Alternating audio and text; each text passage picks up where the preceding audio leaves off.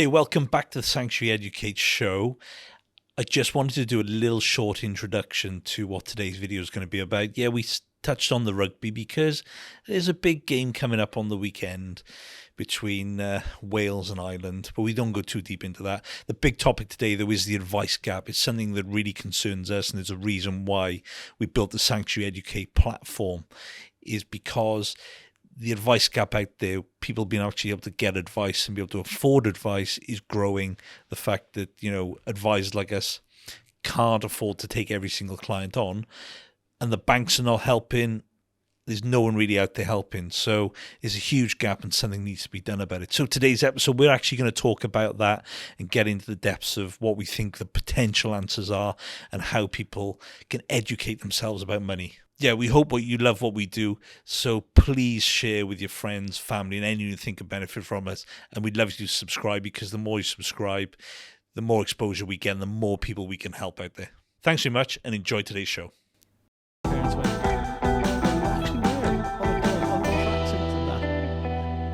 shorts. Welcome, everyone. 3, 2, 1. I was like Dusty Bin. Do you ever watch that? A new setup. Yeah. Now, remember, I'm west of Ireland. Some of the programmes now weren't. Who's that on? Dusty Bin? Don't remember it, I'll be honest. You used to do 3, 2, 1. You do 3, 2, 1, I think it was. Can't remember who he was. Can't remember. Anyway. No, yeah, anyway. How's the weekend? I think it happened. It's all kind of fog. Yeah, we had busy ends to the week last week, didn't we? You were at a awards event in Birmingham with Claire. Lovely curry. Superb. And I was at an event. I was at a charity event in Cardiff, wasn't I, on a Friday afternoon? Was that a lead up to the Six Nations? Yeah, it was. Well, it was before it all kicked off. Yeah, before Steve Phillips stood down. Well, he had no choice, really, did he? I don't want to get into the politics of it, but I watched the documentary, and yeah, it wasn't good. But I think it's the old school nature of rugby. Let's park rugby and let's do rugby next week, because basically it'll be the game will be over by the time we record next week, won't it? Oh, we can chat each about other, it. aren't we? We can chat. Yeah. Go on then. Who's going to win? Well, I know you're going to say. If I had 50 quid, which I don't, I'd like to put Ireland by 17 points. Just because it'd be at big odds. I don't know is the answer. I think we should win. Oh, on paper, world number one. That doesn't mean anything. I'll take a 6-3 win. Thank you. Bye-bye. World number one, yeah? Yeah. What will we be about number 20 in the world? I think 72 or something like that. Yeah. Somewhere behind Namibia. We were an up-and-coming team, as one of our previous guests, Phil Davis, knows that, because I think... Oh, no, it wasn't... Did Phil work with Namibia? Oh, I don't know. I think he worked with someone like that. Yeah, we got nothing to lose. You've got all to lose, technically. And it's on our home turf, isn't it? Well, I bloody hope so, because I'm going to it. And if I turn up next Saturday to a stadium... Yeah, when you meant to be in the Viva Stadium. Yeah. There's no one here. Okay.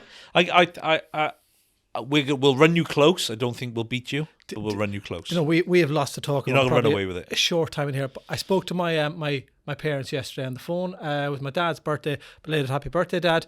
And as you know, I come from a small little village in the west of Ireland. There's about 4,000 people.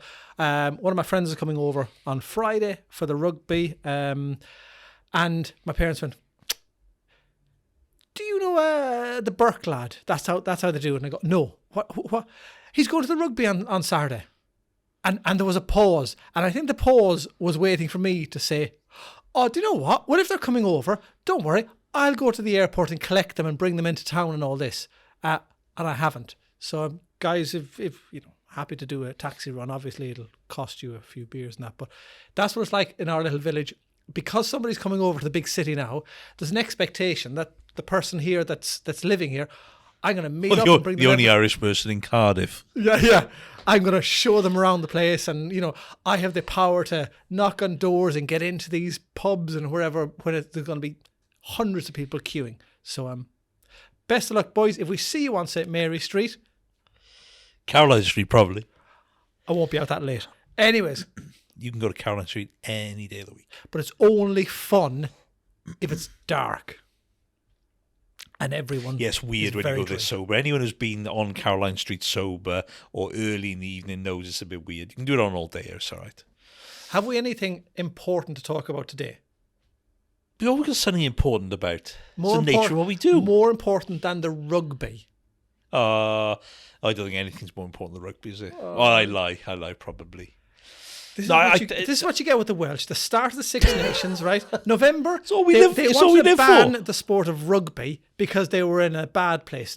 God came back. He has changed their mentality, and now they're just chomping at the bit. He was never called the Great Redeemer, was he? That was... It's because he never came back. Who was that? Went to New Zealand, didn't he? Graham Henry. Graham Henry. He was classed the Great Redeemer. Was he actually any that good, though, really? He was in New Zealand, in fairness. But not with us. But anyway, yeah, the advice gap. It's a big topic. It's getting bigger. Well, yeah. Well, the study that Intelliflo did said it's getting bigger, and I've got to agree to an extent. I know there's more people out there trying to seek financial advice, but as we know, it's not easy to take. We can't take every client on because our costs have gone through the roof. Our PII's gone up. Our levies to the Financial Conduct Authority have gone up, which obviously cover the FOS, Financial Service Compensation Scheme, and all that. The cost of running the office, the cost of everything has kind of gone up to run the business. So doesn't help but 4 lights being on here. No, exactly. But it's true. Everything has gone up, and I understand. In reality, I'll go out on a bit of a limb. I think anything less than 100, 150,000 of investable assets, most advisors can't really deal with you anymore. No. Unless you can go on a retainer basis, but then can people afford a retainer? Like we run a retainer model as well. But can people afford it? And actually, do people really think it's, essential for that? The words, I think, make a big difference. And it's a bit like the term saving and investing. And we've done that numerous times, so I'm not going to go into it again.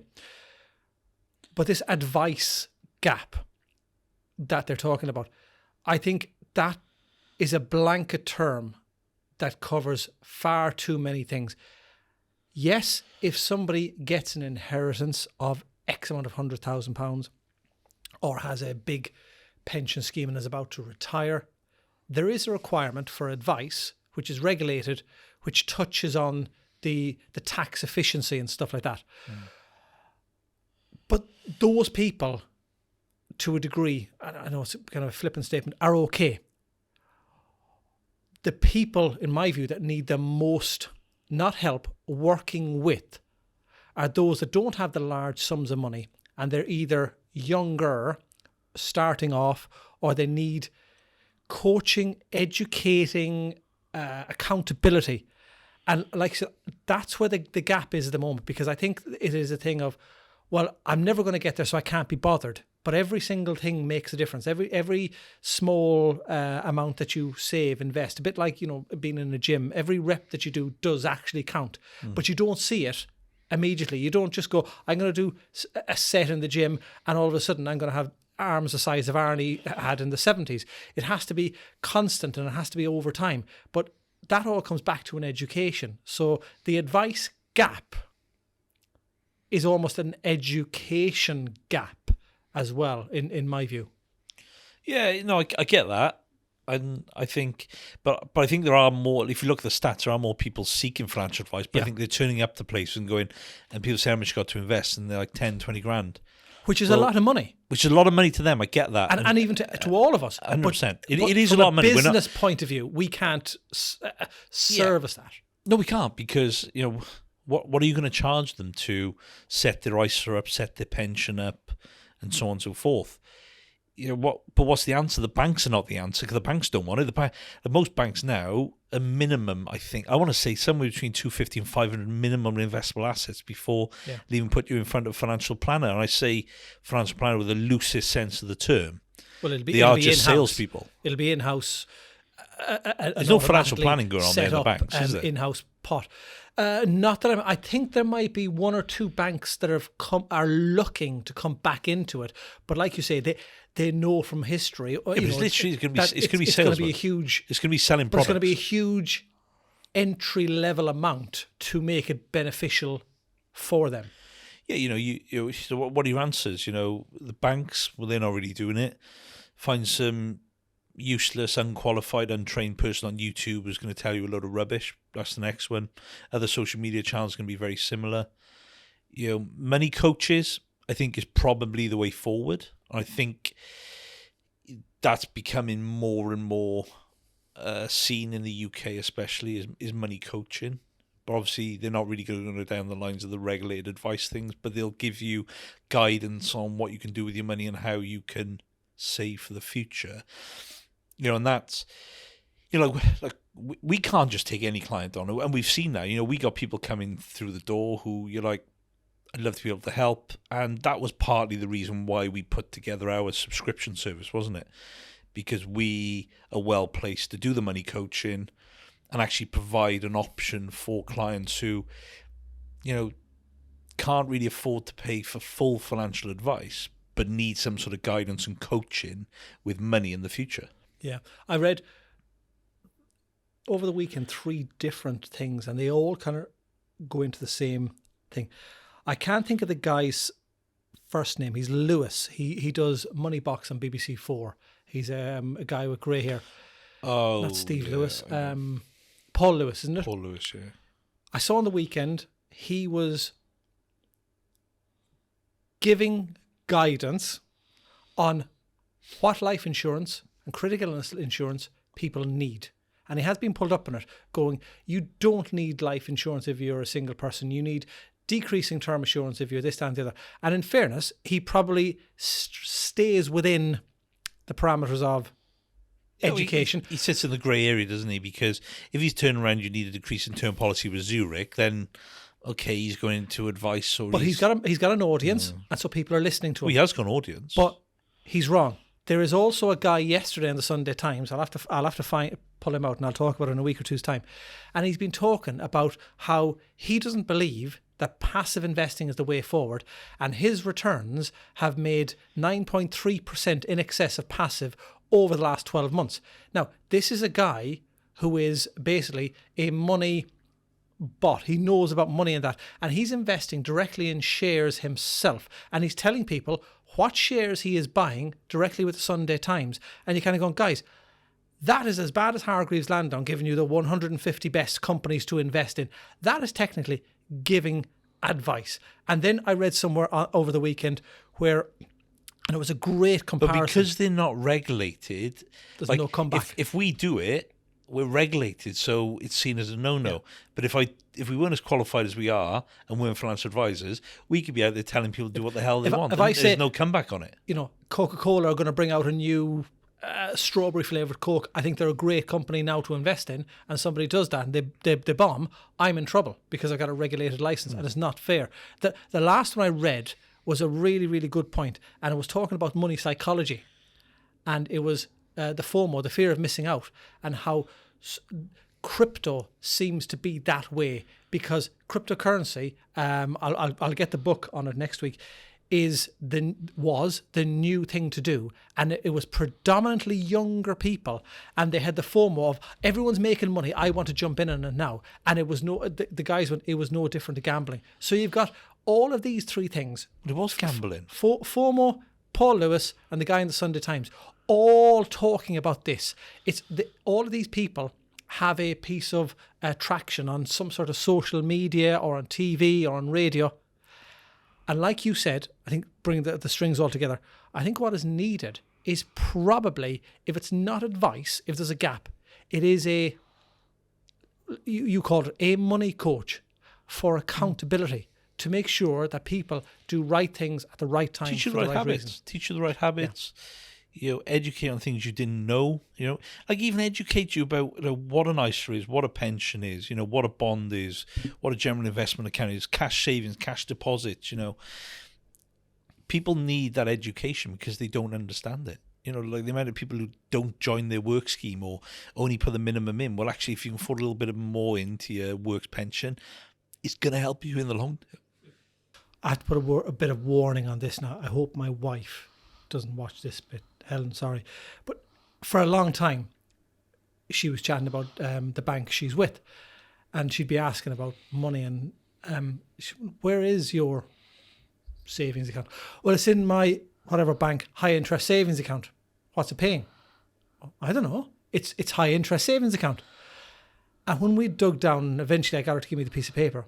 It had 0.15 a single percent.